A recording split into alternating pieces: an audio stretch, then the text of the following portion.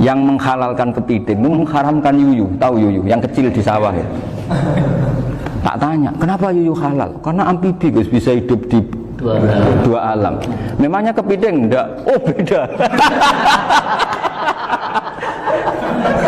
Ternyata beda maksudnya. Eman Gus kalau haram. Eman kan kalau yuyu haram kan enggak ngefek kan kecil. Ini mufti kok. Oh udah kadang halal, udah kadang makan selama ini. Iya selama ini udah kadang makan itu. Makanya banyak kiai yang mengharamkan kepiting sebetulnya, tapi minoritas kan? Minoritas. Tapi yang mengharamkan yuyu mayoritas, wong kecil aja. Jadi kita ribet ikut siapa? Gitu. Kata siapa ahli fikih gak mikir untung rugi. Makanya saya ini bingung, jadi saya ini kan kiai ya, kiai betul. Susah kadang jadi kiai. Sebagian guru saya itu mengharamkan kepiting. Nah kalau kayak dolan di daerah Juwana Mas Nafis daerah itu penghormatan tertinggi santri itu kalau nyugoi kiainya kepiting karena itu makanan termahal. Bingung kan dia? Mau tidak makan itu kayaknya dipersiapkan betul Pak Arifin. Udah ada effort ya. Warna nyari yang mahal kan. Mau makan itu sebagian guru kita mengharamkan. Akhirnya ya ada darurat tadi. Makan sekadarnya. Kalau saya habis 3 pasti israf. Kalau habis 1 prosedur hormat yang nyugui. Itu susahnya jadi kiai. Kalau kamu kan tidak kiai, mumpung gratis. Enaknya gak jadi kiai kan itu masalah. Pertimbangannya mumpung gratis. Sudah gitu masih mun dibutuh mawon, makai dibutuh mawon. Oh digawa tenan. Tapi sebetulnya ada sisi naif dari yang bilang halal tadi. Ketika yang bilang hal naif itu versinya, tapi ya nggak apa-apa, semoga dimaafkan Allah. Naifnya tadi, tapi saya tidak tapi itu masalah khilafiyah ya. Semoga yang mengatakan halal juga benar, karena punya perhitungan iman tadi. Tapi yang bilang halal itu tak tanya, itu halal apa haram? Lucunya jawab haram semua. Yuyu bahasa Indonesia nggak ada kayaknya. Nggak tahu juga saya apa. Teman-teman paham tapi yuyu yang kecil itu. Itu kalau diharamkan nggak ada yang protes ya? Nggak ada. Tapi kalau kepiting? Ini pakai model apa? Coba Pak Wafa. Kalau alasannya amfibi, yuyu sama kepiting sama enggak? Kalau alasannya amfibi, hidup di 2 alam. Ya, sama-sama. Sama-sama. Kenapa kepiting jadi halal? Besar, lebih bernilai. Ini juga mufti model baru. Mungkin muftinya menghalalkan itu. Iya makanya itu. Kan jadi kayak tadi ayam jago tadi orangnya tak tanya akhirnya. Andekan yang kecelakaan itu ayam kecil. Kamu tanya saya enggak? Ya enggak, terus langsung tak buang. Kan langsung dibuang. Berhubung ayam besar. Eman kan. Tapi nurani aja sebetulnya protes. Nyembelih kleket-kleket terus. Kadang kan apa kejet-kejet itu sudah tunggu SOP jawaban. Ya tapi apapun itu ini ilmu harus didengar ya supaya sampean tahu ya, ada hayat mustaqirroh, ada hayat mustamirroh, ada hayat ittiroriyah, paling enggak kita ngerti lah. Karena nanti di bab B ya nyun sewu di bab apa B itu ya nanti nggak sahnya karena apa? Tidak mutamawal. Misalnya saya punya utang sama Pak Arifin ayam jago, tak bayar dengan jago yang mengalami kehidupan sudah seperti itu kan tidak sah. Meskipun itu hidup tapi sudah tidak hayat yang mustamirah, tidak normal. Jadi ilmu itu apapun tidak cocok kita karena beda mazhab misalnya, tetap sebagai apa? Ilmu. Jadi jangan pernah anti ilmu meskipun kita tidak cocok. Dulu saya itu heran sama Abu Hanifah karena membolehkan merujuk wakaf. Wakaf itu kan nggak boleh ditarik kembali dalam mazhab Syafi'i dan hampir semua ulama bilang gitu. Tapi kalau kata Abu Hanifah, jika nazir yang nerima itu tidak sesuai rencana kita, keinginan kita, itu boleh narik kembali. Fa innal waqfa atiyatun mahdhah, kata beliau. Wakaf itu ya pemberian normal saja. Suatu saat ada peristiwa gini Pak Arifin ya, ada orang kaya raya mewakafkan tanah itu senilai kalau nggak salah itu 60 miliar. Singkat cerita beliau bermain apa gitu, bisnis apa itu bangkrut, kemudian itu belum disertifikatkan wakaf, kemudian nggak ada yang disawang coro Jawa, nggak ada yang dilihat, terus mau dibeli sama nyuwun sewu sampai yang mau beli yang mampu itu non muslim. Singkat cerita ada orang kaya muslim yang mau beli itu tapi ada problem karena itu wakaf. Tapi kalau nggak dibeli itu malah dibeli non muslim. Tanya saya hanya saja nggak apa-apa dibeli saja, ngikuti mazhab Abu Hanifah. Karena kalau mazhab Syafi'i itu nggak sah semua pembeliannya. Tapi apa artinya mazhab kalau kita berpikir nggak sah, tapi yang jual melakukan? Nah itu yang nggak dipikirkan oleh orang-orang fikih yang di Menara Gading. Apa gunanya kita bilang nggak sah, tapi yang punya tanah tadi tetap menjual. Karena tidak mengindahkan hukum itu, mau apa coba? Makanya saya bilang bagi tentang Gus itu nggak ada kaulnya dalam mazhab Syafi'i. Saya bilang kamu mengharamkan itu tidak ada gunanya, karena itu tetap dilakukan. Jadi kita pertimbangannya ada itu, daripada dikuasai situ mendingan kita. Betul.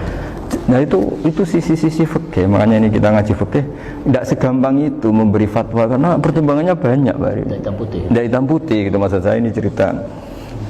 Jadi nanti kamu ngerti. Jadi mau apa coba? Itu kan ibarat gini. Hukumnya kita ngajar perempuan itu masalah sebetulnya secara, karena itu ajnabiyah. Tapi fikih mentoleransi li ajli ta'lim, karena untuk belajar enggak apa-apa. Kalau sudah jadi fakta itu ribet. Dia maunya belajar sama kamu, dan sekali kamu tidak mau belajar ke yang lain yang potensi menyesatkan. Jadi fikihnya bukan masalah nazar lagi, sudah penyelamatan. Ribet kan kalau sudah begitu. Saya punya kenangan yang menurut saya itu harus jadi trauma. Siapapun harus jadi trauma. Ini cerita sedikit. Ini masih ngaji fikih, pertimbangan. Ada orang itu sangat khusyuk, Pak Rifin. Sangat khusyuknya di rumahnya Pak Wafa itu nggak ada TV, nggak ada motor, nggak ada apa saja. Ketika anaknya berkembang agak dewasa, itu pertama naik motor, itu ya utang jasa sama kawan-kawannya. Pertama dia ngelihat nikmati TV ya dari kawan-kawannya. Corong Jawa, mbek tanggane lah. Padahal orang tuanya ini protektif justru karena banyak tangganya sing tidak pati Islami lah. Ya mereka orang Islam tapi ya enggak sholat, enggak apa. Singkat cerita orang tuanya ini datang ke rumah saya nangis, Pak. Nangis, Gus, sekarang saya ikrar bahwa mazhab Abah jenengan Kiai Nur Salim, bapak saya itu, mazhab jenengan itu lebih hebat timbang mazhab kula. Nangis dia. Dulu saya itu agak menyalahkan Kiai Nur Salim jenengan karena longgar di rumah ada TV, ada motor. Terus dia cerita. Nah karena anaknya ini pertama bisa naik motor, untuk anak ABG ini kan jasa yang luar biasa. Karena dia butuh sekali bisa naik motor, dipinjemin. Akhirnya walhasil anaknya ini yang saya merantau ke Jakarta kemana, akhirnya lam yusolli wa lam yasum. Padahal anaknya ya kiai kampung. Terus tak ceritain. Terus akhirnya dia tanya, kenapa sih Gus jenengan sama Abah kok longgar gitu sama anak? Terus tak ceritani gini Pak Arifin, menurut ilmu al-insan abdul ihsan, manusia itu budaknya kebaikan. Karena utang jasanya sama anak ini, ya dia akan anut anak ini. Sementara kenangannya mbak jenengan mbok amui, tidak boleh. Dia baru ngakui ya Gus saya itu nyun sewu hanya khusyuk tapi kurang ilmu. Tadi dia hanya berdasar khusyuk. Bocah kok main delok TV, kan pikirannya hanya gitu.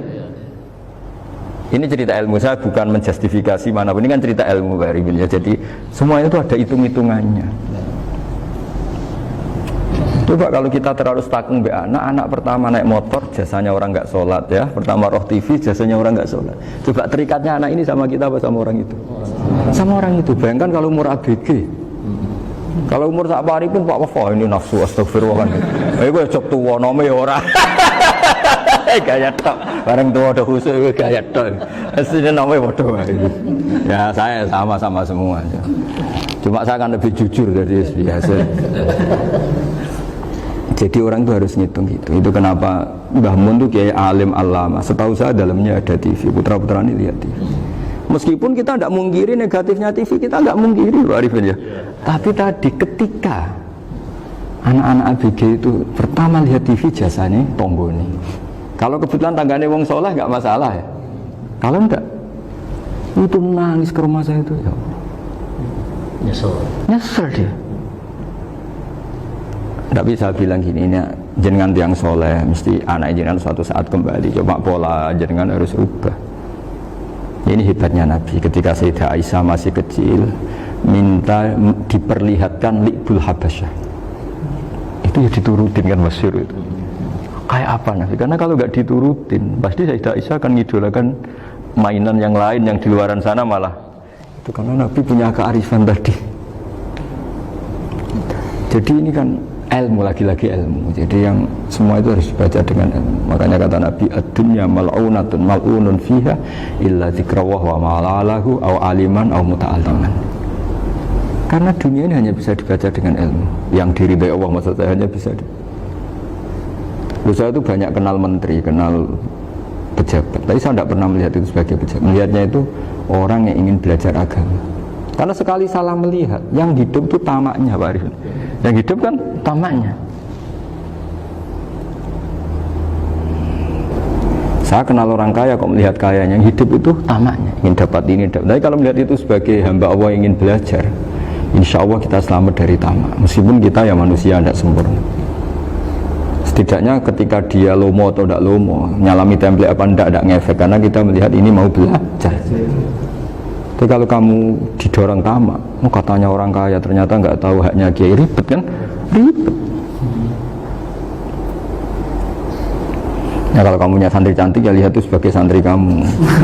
Jangan melihat ini mau nggak sama saya, kalau enggak ya wah ya ribet kalau gitu. Ini anak-anak muda harus dilatih ikhlas, baru bahaya ini santri-santri sampean kalau nggak dilatih ikhlas ini bahaya. Karena ini belum punya penggemar pejabat, paling ya anak-anak yang ya tadi ABG. Jadi lah Sarah kembali lagi Sarah itu membicarakan itu detail. Jadi ya makanya kenapa orang mati yang lahir langsung meninggal itu nggak wajib disolati. Alasannya juga ya lucu. Karena dikatakan sholat mayit, di mana-mana mayit itu sabakohu hayatun. Di mana-mana namanya mati itu terdahului oleh hidup. Nah ini nggak pernah hidup langsung mati. Jadi begitu ya kadang lucu. Ya gitu aja alasannya. Kamu nyolati apa? Mayit. Kenapa kok mayit? Jadi mayit itu namanya mayit. Orang mati. Orang mati. Orang mati artinya pernah hidup. Hidup. Nah itu Sarah. Jadi ketika matan hanya cerita wasiktu alladzi lam yastahila, nggak pernah nangis, lam yusalla alaih. Sarah bilang mergo ora tahu urip. Kalau nggak pernah hidup berarti nggak bisa dikatakan mati. Kayak sampean miskin itu kan nggak bisa dikatakan bangkrut. Ya, ya miskin aja gitu loh. Kan gitu ya. Karena nggak pernah kaya. Kayak Mas Nafis nggak bisa dikatakan, oh itu Qurannya lupa gimana? Nggak pernah hafal. Jadi yang dikatakan lupa itu pernah hafal. Nggak lupa nggak apa, Gus Qurannya lupa, gaya nggak pernah hafal kok bilang apa? Lupa gitu. Nggak boleh Pak Wafa bilang saya ini bangkrut apa? Nggak pernah kaya kok bangkrut kan? Jadi semua itu ada aturannya itu. Nah itu Sarah, lagi-lagi Sarah. Jadi bahkan banyak yang syarhun ala syarhin. Jadi kayak kitab takrib itu disarai Fathul Qorib. Jadi Fathul Qorib itu sudah Sarah.